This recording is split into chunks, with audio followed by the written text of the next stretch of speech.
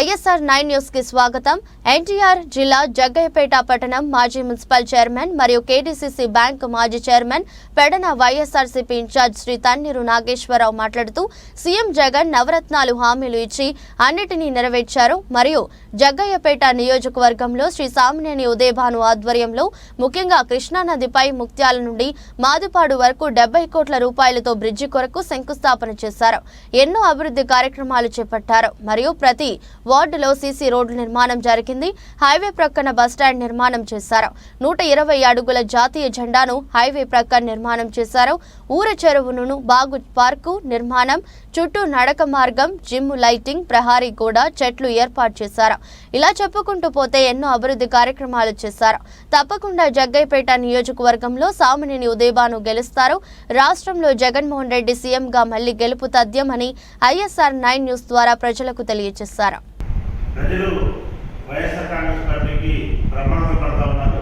ఎందుకంటే 2019కి ముందు ఏదైతే ఎన్నికలప్పుడు హామీ ఇచ్చాడో, మేనిఫెస్టో ఏదైతే నవరత్నాలని చెప్పి జగన్మోహన్ రెడ్డి గారు హామీ ఇచ్చాడో వాటిలో 99% పైగా హామీలు నెరవేర్చాడు. కాబట్టి ప్రజల్లో ఒక విశ్వాసం, నమ్మకం, ప్రజల్లో జగన్మోహన్ రెడ్డి గారు అంటే తప్పనిసరిగా పేద ప్రజానికి మంచి జరుగుతుందనే ఒక గట్టి ప్రజల్లో విశ్వాసం అనేది మేము చూస్తాము. సార్, జగ్గయ్యపేట నియోజకవర్గ ఎమ్మెల్యే అభ్యర్థిగా సామినేని ఉదయభాను గారు ఉన్నారు. సార్ ఈసారి ఎలక్షన్లోని గెలుస్తారనే విశ్వాసం ఉందా? గెలిస్తే మంత్రి పదవి వస్తుందని చెప్పేసి నమ్మకం ఉందా? ఈసారి ఎన్నికలు 2024లో జరిగే ఎన్నికలు సమర్థతకి అసమర్థతకి మధ్యలో ఎన్నికలు జరుగుతామనే స్థానికంగా చూస్తే జగన్మోహన్ రెడ్డి గారు ఏదైతే ఎన్నికల మేనిఫెస్టోలో ఇచ్చినవి 99% పైగా నెరవేర్చి ఒక సమర్థవంతమైన ముఖ్యమంత్రిగా పేరు తెచ్చుకున్నాడు. ఇక్కడ ఉదయభాను గారు కూడా 2019 నుంచి 2024 వరకు ఆయన నియోజకవర్గ వ్యాప్తంగా ఏదైతే హామీలు ఇచ్చాడో వాటన్నిటిని కూడా మరి నెరవేర్చుకోవడం అనేది జరిగింది. ముఖ్యంగా ఆయన నెరవేర్చిన అంశాలలో చూస్తే కృష్ణా నది మీద ముక్త్యాల నుంచి మాదిపాడు వరకు బ్రిడ్జ్ ఏదైతే ఉందో అది నాబార్డు నిధులతో 40 కోట్లతో మరి ప్రయత్నం చేసి మంజూరు చేయించి ఇప్పటికే శంకుస్థాపన చేయడం జరిగింది. ల్యాండ్ ఎక్విజిషన్ జరుగుతూ ఉంది. త్వరలోనే ఆ బ్రిడ్జి నిర్మాణ పనులు ప్రారంభమవుతూ ఉన్నాయి. అది జగ్గయ్యపేట నియోజకవర్గానికి చిరకాల వాంఛ. ప్రతి ఒక్కరు కూడా ఏమనుకుంటారంటే గుంటూరు మాదిపాడు వెళ్ళాలి అంటే, లేదా నరసరావుపేట వెళ్ళాలి, పిడుగురాళ్ళు వెళ్ళాలంటే పల్లకట్ల మీద వెళ్ళే పరిస్థితి. కానీ ఇవాళ ఈ బ్రిడ్జి నిర్మాణం పూర్తయితే హైదరాబాద్ నుంచి విజయవాడ వెళ్లకుండానే డైరెక్ట్గా ముత్యాల బ్రిడ్జి మీద నుంచి గుంటూరు జిల్లా వెళ్ళే అవకాశం ఉంటుంది. కాబట్టి అది చాలా మంచి కార్యక్రమం. రెండో కార్యక్రమం, ఎప్పటి నుంచో భాను గారు గత ఎన్నికల్లో కూడా హామీ ఇచ్చారు. రైల్వే ప్యాసింజర్ని జగ్గయ్యపేట తీసుకొస్తారు ఆ హయాంలో అని చెప్పి గొప్పగా వారు చెప్పడం జరిగింది. ఈ పర్యాయం దాని మీద ఎక్కువగా దృష్టి పెట్టి 11 సార్లు రైల్వే మంత్రిని కలవడం కానీ, రైల్వే జీఎంలను కలవడం కానీ, ఢిల్లీకి వెళ్ళడం కానీ, ఈ విధంగా 10 సార్లు ఎంపీలు తీసుకొని కేసీఆర్ నాని గారిని కానీ, అయోధ్య రామిరెడ్డి గారిని కానీ, అప్పట్లో మరి బాలస్వామి గారు కూడా ఈ పార్టీలో ఉన్నారు, ఆయన గారిని తీసుకొని వెళ్ళడం కానీ, ముఖ్యమంత్రి కార్యాలయం నుంచి నేరుగా ప్రతిపాదనలు పంపించడం కానీ ఇవన్నీ కూడా చేసి చివరికి ఇటీవల కాలంలో 3 నెలల క్రితం మరి 1750 కోట్ల రూపాయలతోని Motamarri Vishnupuram via Jaggayyapeta railway line మొత్తానికి కూడా డబ్లింగ్ కానీ, ఎలక్ట్రిఫికేషన్కి కానీ, ప్లాట్ఫామ్స్ నిర్మాణం కానీ, రైల్వే స్టేషన్ నిర్మాణానికి కానీ 1750 కోట్లతో టెండర్లు కలవడం జరిగింది. త్వరలోనే మరి ఎలక్ట్రికల్ పనులు ఇప్పటికే మొదలుపెట్టారు. సివిల్ వర్క్లు మొత్తం కూడా త్వరలోనే ప్రారంభమవుతా ఉన్నాయి. మరికొద్ది మాసాల్లోనే పాసింజర్ ట్రైన్ కళ, చిరకాల కళ ఏదైతే జగ్గయ్యపేట ప్రాంతం వారికి ఉందో ఆ కళ నెరవేరే రోజు దగ్గరలో ఉందని చెప్పి భావిస్తాము. మరొక ఆయన ఉదయభాను గారు బాగా కోరుకున్నది ఏంటంటే జగ్గయ్యపేట నియోజకవర్గంలో ముఖ్యంగా జగ్గయ్యపేట పట్టణాన్ని సుందరీకరణ చేయాలని చెప్పి ఉదయభాను గారు ఎప్పటి నుంచో అభిలషిస్తూ ఉన్నారు.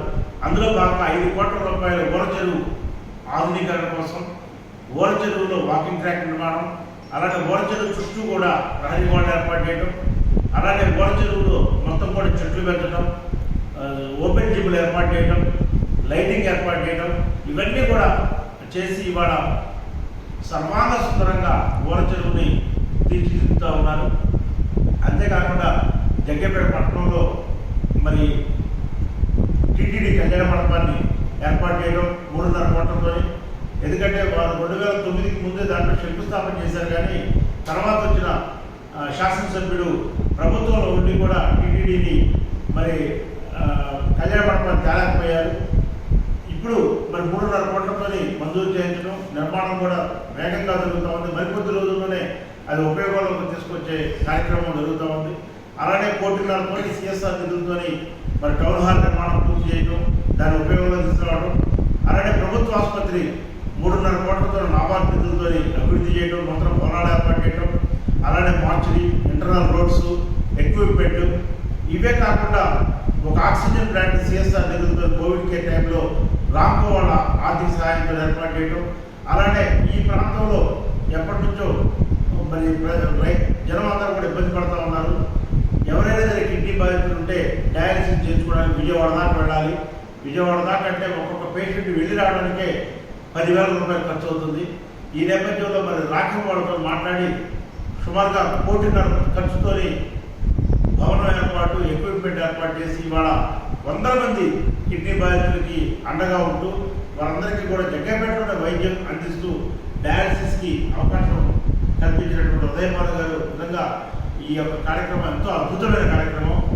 అంతేకాకుండా జగ్గైపేట పట్టణంలో నాడు నేడు కింద పాఠశాలలో అభివృద్ధి చేయడం, కొత్తగా జగ్గైపేట పట్టణంలో ఒక జూనియర్ కాలేజీ, అలానే భీమవరంలో ఒక జూనియర్ కాలేజీ, కనీసపురంలో ఒక ప్రభుత్వ జూనియర్ కాలేజీని ఏర్పాటు చేయడం, నియోజకవర్గ వ్యాప్తంగా సచివాలయాలు, ఆర్బీకేలు, వెల్నెస్ సెంటర్లు, జగ్గైపేట పట్టణంలో 2 అర్బన్ హెల్త్ సెంటర్లు నూతనంగా ఏర్పాటు చేయడం, హైవేలో నూతనంగా ఒక హైవే బస్ స్టాండ్ ఏర్పాటు చేసి దాని ద్వారా జగ్గైపేటకి హైవేకి అనుసంధానం చేసి పట్టణం విస్తరించే వరకు హైవే వరకు కూడా విస్తరణ కోసం మరి అభివృద్ధి హైవే బస్ స్టాండ్ ఏర్పాటు చేయడం, అలానే జాతీయ జెండాను దాన్ని విష్ణుప్రియ నగర్లో 150 అడుగుల అతిపెద్ద జాతీయ జెండా, అంటే ఈ రాష్ట్రంలోనే అతి ఎత్తైన జాతీయ జెండాని మరి ఏదైతే తెలంగాణకి మనం సరిహద్దులో ఉన్నామో అక్కడ వచ్చేవారికి స్వాగతం పలికే విధంగా, జాతీయ స్ఫూర్తి నింపే విధంగా, వెళ్ళే వారికి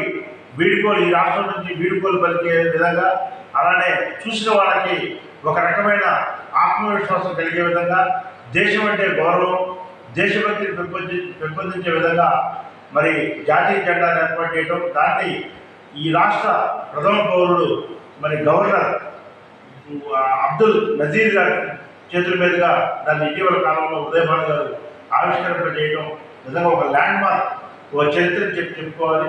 ఈ విధంగా నియోజకవర్గాన్ని అభివృద్ధి పనులు నిలుపుతూ గతానికి భిన్నంగా ఉదయభాను గారు అభివృద్ధికి చిరునామాగా జగ్గైపేట అంటే ఉదయభాను గారు, ఉదయభాను గారు అంటే అభివృద్ధి అనే విధంగా అనేక రకాలుగా అహర్నిశలు కూడా అభివృద్ధికి మరి కృషి చేసినటువంటి ఉదయభాను గారు తప్పనిసరిగా 2024 ఎలక్షన్లో గతంలో మాకు 5,000 మెజార్టీ వచ్చింది, 4,500 మెజార్టీ వచ్చింది 2019లో. ఇప్పుడు అది డబుల్ అయ్యి 10,000కి పైగా మెజార్టీతో అప్రతిహతంగా వారు 4వసారి ఎమ్మెల్యేగా గెలవడానికి వారి అభివృద్ధి ఉపయోగపడుతుందని చెప్పి మేము గట్టిగా నమ్ముతున్నాం. Thank you sir.